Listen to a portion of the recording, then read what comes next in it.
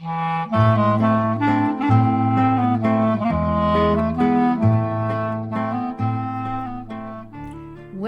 to Couples Therapy in 7 Words.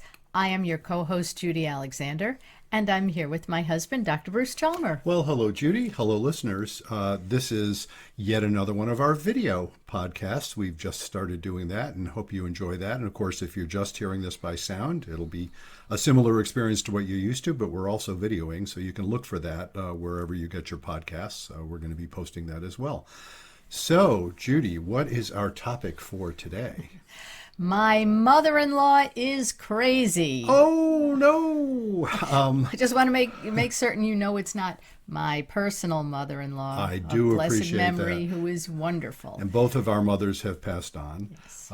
But this is certainly something I do hear about in my practice quite a lot. You know, it's a cliche, isn't it? I mean, you know, I do hear about this a lot. And, you know, we're not, excuse me, we're not just going to talk about mothers-in-law. We're going to talk about more generally, you know, when you marry somebody, you marry their family too. Yes. That comes with the territory. And so, you know, I've seen situations where that is a deal breaker, turns out to be a deal breaker. And I've seen lots of other situations where it's not a deal breaker, but it is something to be dealt with. So we are going to be talking about that. Before we do that, first of all, let's invite you all to let your friends know about this podcast. Our listenership continues to grow, which is a lot of fun for us. And tell your friends, and also do things like comment and rate us on wherever you get your podcast, because that's what convinces the algorithms to tell other people about it. So 5-star ratings. We love 5-star ratings, absolutely. And we also want to mention the book that the title of this podcast, Couples Therapy in 7 Words, is based on a book that I wrote. And the title of the book is Reigniting the Spark: Why Stable Relationships Lose Intimacy and How to Get It Back. And the reason that we call this Couples Therapy in 7 Words is that the book is organized around a 7-word formula, which is going to come up in our conversation, by the way, about, you know, my mother-in-law is crazy. And the 7 words, Judy, you can tell them the 7 words. Be kind, don't panic, and have faith. Exactly. So we will be talking about that shortly. So a little commercial for the book here. Please go get the book. You can get it anywhere books are sold. You look for, I think the way I'm branded is Dr. Bruce Chalmer. That's how you find the author. And you can find it anywhere you get books. And you can find it in a paper form, of course. You can get it as a Kindle. That's from the Amazon site. And I did also you can get it as an audiobook where I did the narration. So please get a hold of that. And same thing with that, by the way. We want you to review it and rate it. And of course, we love 5-star ratings, but hey, be honest. And because even if it isn't a 5-star rating, a rating is a good thing. So please, react as publicly as you feel comfortable doing. So on with our topic. My mother-in-law is crazy. And I said, you know, what I want to do with this is relate it to the 7-word formula. So I just want to speak briefly about the 7-word formula because, you know, that's kind of the basis of this podcast. Be kind, don't panic, and have faith. Really focus on the be kind part. Well, I'll kind of summarize the whole thing quickly. The idea of be kind, don't panic, and have faith is there are 3 pieces to that are sequential. Be kind, what I mean by that is treat people, especially people close to you, like kin. That's what kindness means. And it means, of course, treat anybody with a really central sense that we're all in this together. You know, we're all human beings together. And especially people who are, in fact, your kin. So we're going to focus a fair amount on that in our conversation, I think. And the way you can't do that if you're in a panic. That's the don't panic part. True. If you're in a panic, you're freaking out, your brain is going into, you know, survival mode, fight or flight or freeze. And so that kindness kind of goes out the window at that point. And then the problem is, well, how do you not panic? And the solution to panic is Have faith? Have faith. I think you've read the book. I've read the book. Yes, you have. We've talked about this before. Yes. Yeah, have faith. And by faith I mean accepting the rightness of reality as it is, which again is going to be a pretty important part of dealing with crazy mother-in-law. Yes. So the kindness part is the tricky thing here. And so let me ask you, like, what do you think of kindness as it applies in family relationships, not just spouses, but family relationships? How do you think of that? Treating everybody, well, beyond civility. Civility suggests that you're being good to them, but kindness means that you're opening your heart in a way that you might not to other people that you don't know as well, or to, strangers, although sometimes people are kinder to strangers, It's interesting. That notion of kindness to strangers is remarkable for the very fact that it's unusual. Yeah. And there's a piece of that, and this always seems a little, I always feel a little bit, subversive in saying it this way.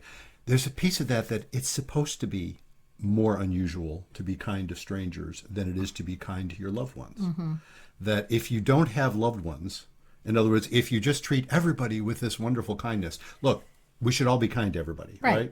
But if you treat everybody the same in that sense, it's awfully difficult to be in a couple that way. Yeah. If you weren't special to me, it wouldn't be the same. If I were just one of those, again, I'm sure this is unfair, but I think in terms of, Mother Teresa or Mahatma Gandhi or, these people who are renowned for their astonishing level of kindness to everyone. Yeah, but then you hear that they abuse their spouses or that, are horrible to their children. And exactly. You hear that, boy, it was tough to be in their families. Yeah.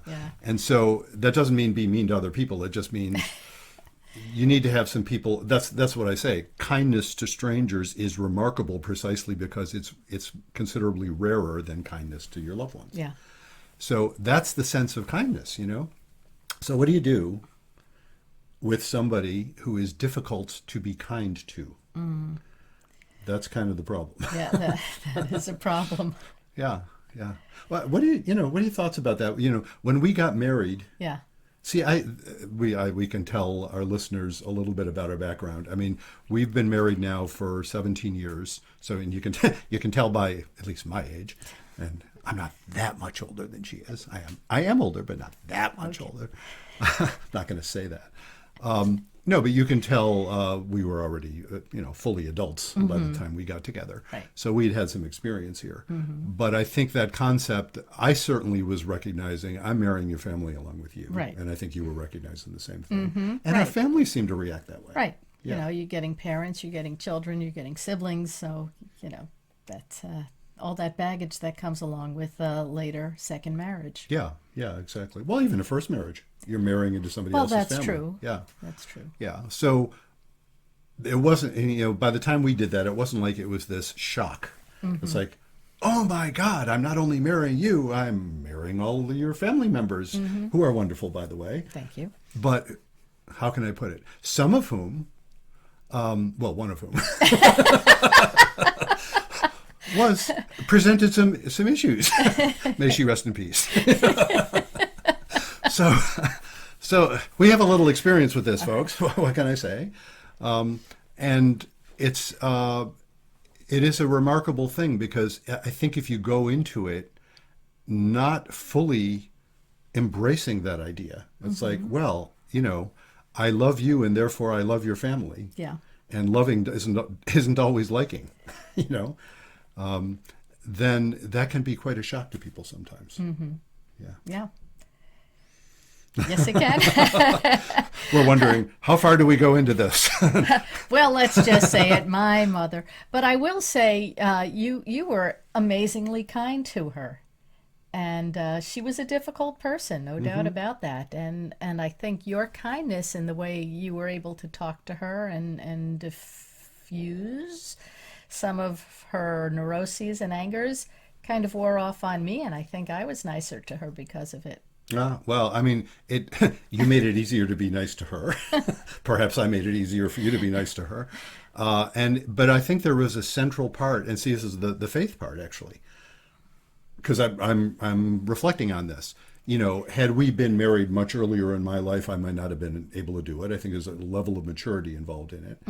And indeed, if I'd been in a panic, I couldn't have done it. And the faith part, when I say things like, hey, when I married you, it's not like I was marrying you in spite of your family. I was all about, if you may remember, our listeners won't know this, but you know this. I wasn't saying, let's just live together and, be lovers, which was lovely. But I was saying, no, I want to marry you and you want to marry me. We were looking for that family thing. Right. We were not messing, that was central to our relationship. And so that made it, that's an act of faith. That's saying, okay, the reality of that is a good thing, even though it brings difficulties with it. That's, what I mean by faith, and I define this in the book. Hey, read the book, folks. The reality of what I mean by faith is accepting the rightness of reality. It's right to be what it is. It isn't always easy, but even when it's hard, there's some element of it that's valid. Even when it's difficult, you work with it as opposed to insisting that it not be what it is. And I think to marry someone with the understanding that you really, really mean it, that you want to be part of that family, difficulties and all, is an act of faith. Yeah. And I think that does make a difference. Perhaps this would be a good time to segue to our listener question. Okay. This, it's going to be fairly obvious why we picked this one out, folks. So, Judy, read the question. Okay. Alexa writes, Dear Dr. Chalmer, I have been married to Charles for 15 years. We have a good, solid marriage. He is nice, kind, and I simply marvel at how anyone so good can have a mother such as his. My mother-in-law, I'll call her Grammy, was at first very good and friendly to me. She would take me out to lunch, take me shopping, and go on outings to shows and movies. She would always pay even when I offered. It started slowly. We'd go shopping, and I'd pick out an outfit. If she didn't like it, she'd say, I'm not paying for that. I said, that's fine, I'll pay for it. To which she'd say things like, don't waste your money on something that makes you look fat, or things to that effect, like telling me how awful I looked in it. It got to the point where I stopped going shopping with her. When we first got married, she told Charles she would financially help us when it came time to buy a house, because she did that with his brother. But when it came time for us to buy a house, she said she didn't like where we were living, so she wasn't going to help us. We weren't able to afford the house on our own, so we passed it up.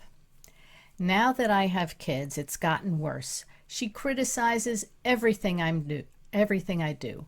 I'm not strict enough. My house isn't clean enough. I have terrible taste in clothes and furniture. I've asked Charles to support me in this, and he tells me to ignore her and just let it slide. I've tried to, but she just irks me so much. I'm getting to the point where I dread having her over. By the way, did I mention we cannot go to her house because it isn't child-proof, and she's afraid my unruly children will destroy everything. They are 18 months and 3 years old. They are not unruly, but they are children. My 3-year-old is a picky eater, so I tend to give her things that she likes. Grammy keeps telling me the kid isn't going to learn to eat foods unless I make her eat them, so I should give her different things, and if she doesn't like them, tough. She'll have to learn to like them or she won't get anything else. I don't want to raise my children that way.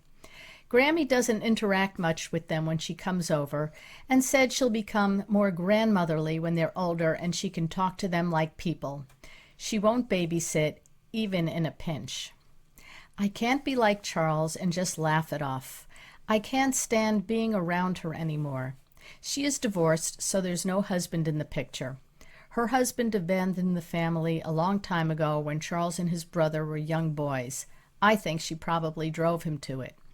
Charles said I should cut her some slack because of this, but I don't think this gives her license for bad behavior. Am I being too harsh and judgmental? I've really tried to be a good daughter-in-law, but the constant criticism is more than I can bear.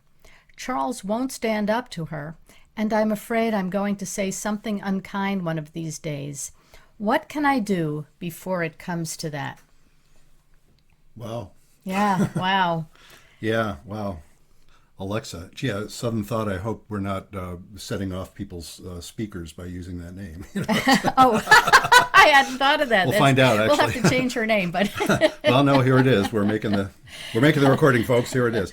No. What an interesting problem. Until you got to the part where she said how old her children were, I didn't know how old she was, and I was trying to kind of form in my mind: is this somebody who's young, and relatively young, or like in a later marriage or something? Yeah. Clearly, she's pretty young. She has very young children. but they've been married for 15 years. For 15 years, Even if they got together at 20, that means she's 35. She's in her 30s, so yeah. But as to say, she's not in her 50s. You know what I mean? Right. So, and it's just interesting. I sort of form a different view in that sense. This is hard, isn't it? Mm-hmm. And do you have any insights on this? Well, Charles sounds like he needs to say something. I know his MO has been avoidance. Okay, Mom, that type of thing. Yeah. Letting it roll off his back. He's been able to tolerate it. But now that Grammy has this other person in the picture, and she's learned she's not going to get a rise out of Charles. She's going to get a rise out of poor Alexa, and Charles isn't doing much to say something. Yeah. I mean, you can kind of see perhaps where Charles got that approach. Yeah. His lifelong approach has just been to say, I just don't take it that seriously, although I suspect it's not that he doesn't take it seriously, it's that he dissociates, which is a different thing. You know what I mean? That's a good word for it. Yeah. I mean, and the difference, and not to get all technical, because I really am not trying to say it in technical terms, but the difference there is that when you dissociate from something, it's still affecting you. It's just that you shut off consciousness to it. It's a technique, it's a skill we all have to varying degrees to get us through really awful situations. But the problem is it's still sitting there and it has effects. To actually not be bothered by something is a very different thing. And it is an interesting skill that people can learn to do. I like to invoke the late Oliver Sacks, the neurologist, the Awakenings. If those of you who are familiar with that book, and then the movie, that was the name of the movie too, wasn't it? Yeah. Cliff Robertson, I think, Robin Williams. Robin Williams played Oliver Sacks in that movie. Yeah. And the point being, Oliver Sacks would write about these people with strange brain stuff. And one of his books is called The Man Who Mistook His Wife for a Hat.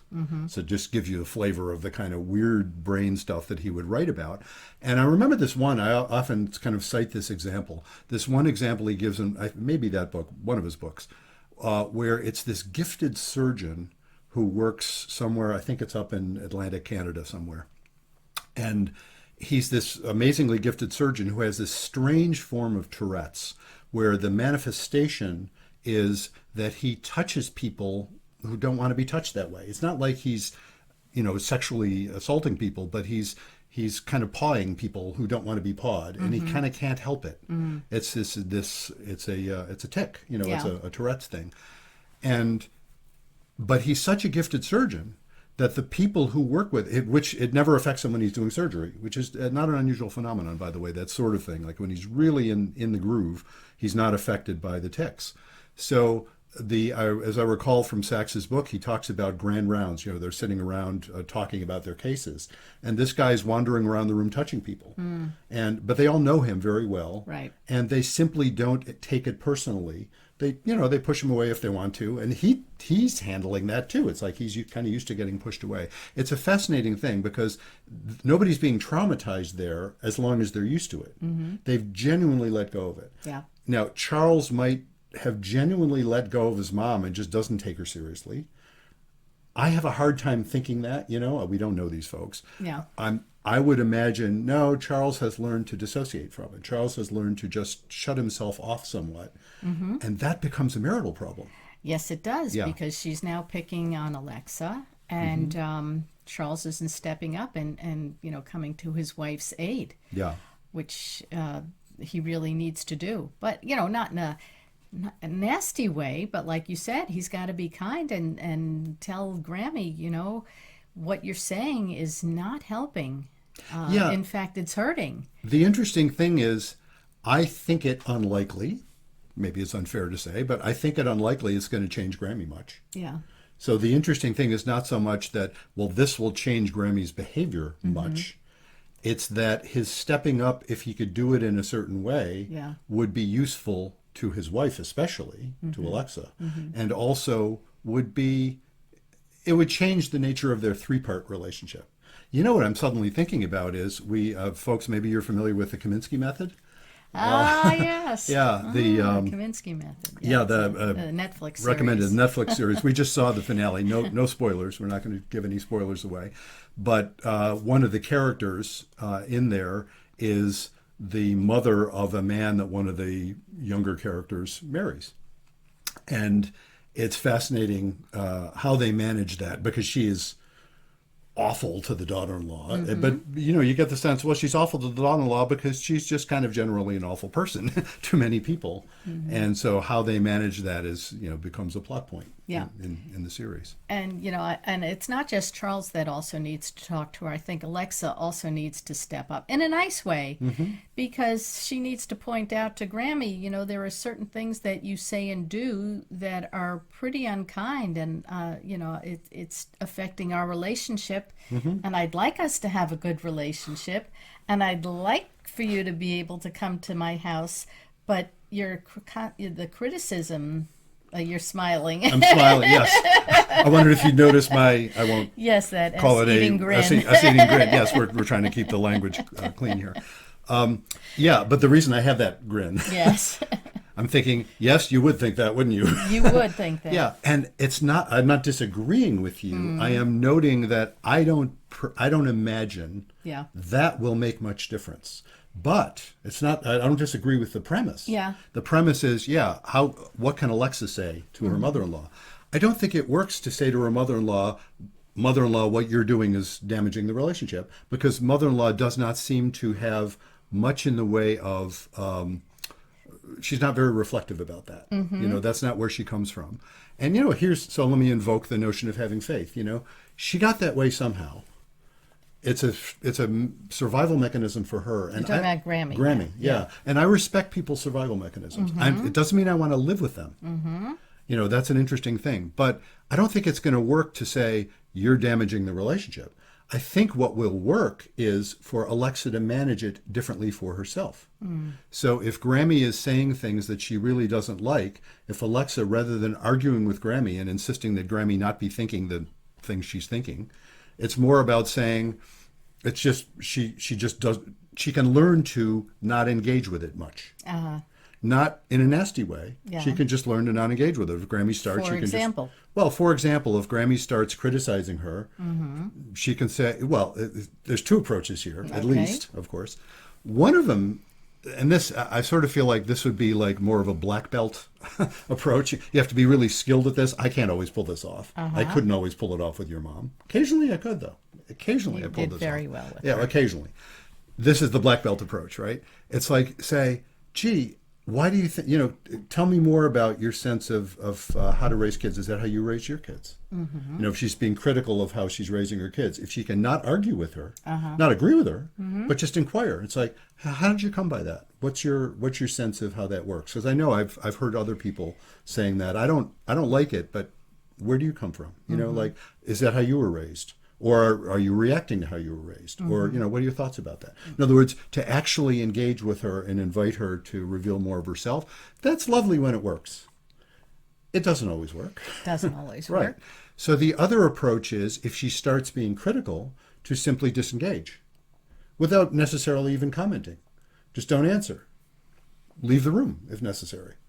Well, you can't leave the room if you're sitting there feeding your kid. Obviously. And the kid is, picking on the Cheerios or whatever they're doing. Yeah, Grammy's saying, well, why can't he eat a hamburger like the rest of us? Yeah, and so again, an example of that would be, again, I'm saying this as if I could pull this off all the time. I couldn't. There were moments I just would get angry, but not many.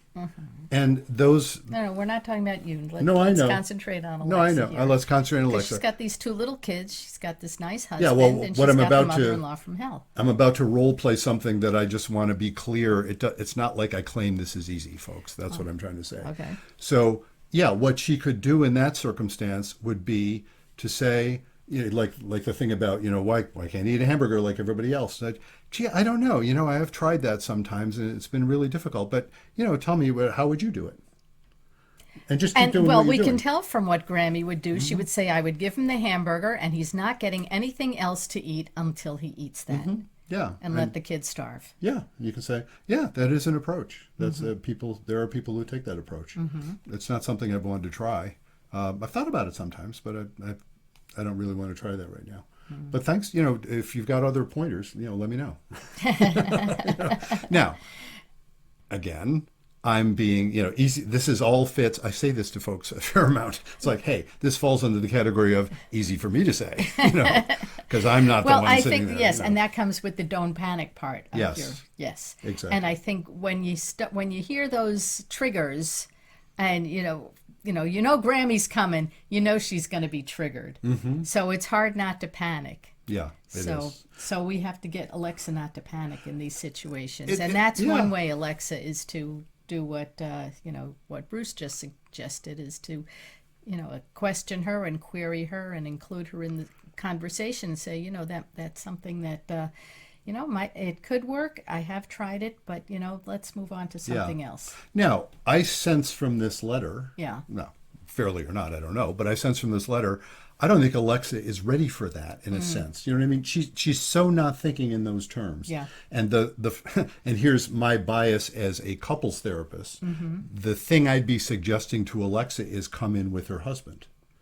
Do you know what I mean? I'm thinking, no, treat this as a couples issue. Yeah. If Charles is willing to do it, which some Charleses out there are, and many Charleses out there aren't. And understandably so. A lot of men, especially, aren't real eager to go talk to a therapist. And but that's how I would be thinking, because this is an issue for them to handle together if Yeah. they can. Yeah. And what I'd be talking to Charles about is, how can you be helpful to your wife without taking it on yourself? Because that isn't going to work. Right. But of course, what I'm talking to Alexa about is, how can you participate in this without trying to insist that your husband change a culture that he's lived with his entire life? Because that is also difficult. Yeah. And then, when you can accept, it's the have faith part, isn't it? Yeah. When you can accept this is the reality. It's not that it can't change. Everything changes. Right. It's that you can't go in and insist it be different. Yeah. You have to start from where you are. And when you can accept that without panic, you behave in ways that necessarily change the situation. And, I have seen situations, I wish I could claim, oh, this is the norm. I don't think it is, but I've seen situations where Alexa in the story develops this interesting relationship with her mother-in-law that isn't what either one of them expected. You come to find out stuff about Grammy that nobody knew before, that even Grammy hadn't talked about for 50 years. I mean, come to find out something about Grammy's backgrounds that's just fascinating, and you never would have thought it. That kind of stuff is really wonderful when it happens. And so, if you can get to that point where you're not in a panic about it, then you discover, wow, it's what a wonderful, enriching thing that I married this person who has this, yes, difficult mother, but wow, she's kind of cool. I never would have thought that. It's another one of the things about marrying someone, not merely, and look, I don't mean to minimize the importance of being in a relationship and, being lovers with someone, but to marry someone, you're exposing yourself to a whole new level of intimacy, a whole new level of challenge in some ways, but that means a whole new level of growth. Yeah. And so some of these difficult folks turn out to be really interesting. And Yeah, you know this one. You might not want to live with them. Well, exactly. Yeah, but this experience, and I know this of other folks as well. There's lots of people who say, my mother's crazy, drives me nuts. Not my mother-in-law, but my mother. But everybody else loves her. Right. Everybody else thinks she's incredible. All my friends were just thinking, wow, you've got such a cool mother. Yeah, I've heard that. For people who are not watching the video, Judy gave a little indication that she's had some experience in that particular phenomenon. Yeah. And it's interesting. It's a fascinating thing that happens. And if you can, if you're in the middle of that and you can say, well, yeah, yes, she's difficult, but also she's fascinating. And then, you can relax and enjoy it. So I hope that gives you something to think about, Alexa, and hopefully you and Charles can work this out with the two of you, and maybe it would help to see a therapist and talk about some of these issues. And I don't know, would that also include Grammy in the therapy sessions, or not necessarily? Maybe. I'm never close to that idea. If Grammy were willing, Yeah. this kind of Grammy is not usually willing. Yeah. I have seen that, frankly, rarely. When I hear this come up, I haven't heard people say, "Oh, she'd be willing to come in." When people say somebody would be willing to come in, my bias is all about, well, then invite them in. Let's get everybody who's involved in this to have a voice. So if she was, that would be fine. I wouldn't guess that, but who knows? I'm often surprised. Well, good luck, Alexa, and let us know how things turn out. So this was a listener question. If you would like to submit a question of your own, or even if it's not a question, so fully kind of written out as Alexa did, if you want to just send us topic suggestions, we're always open to that.